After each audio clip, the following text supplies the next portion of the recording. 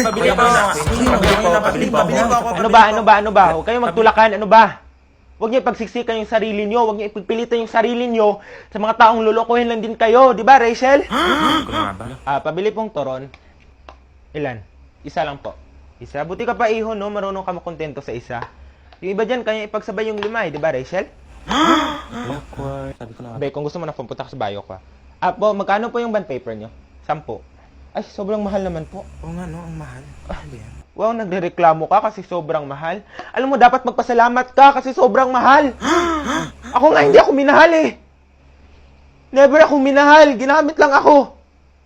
Di ba, Rachel? Shit, lo, grabe ka Papaalala naman. ko lang po sa inyo ha, mga pagkain po yung tinitinda natin dito. Wala kaming mga gamit. Okay po, copy. Miss Rachel, wala kaming mga gamit ha. Baka akala mo may mga gamit kami dito eh. Hindi ko naman tinanong. Ano ka ba? Kasi di ba manggagamit ka?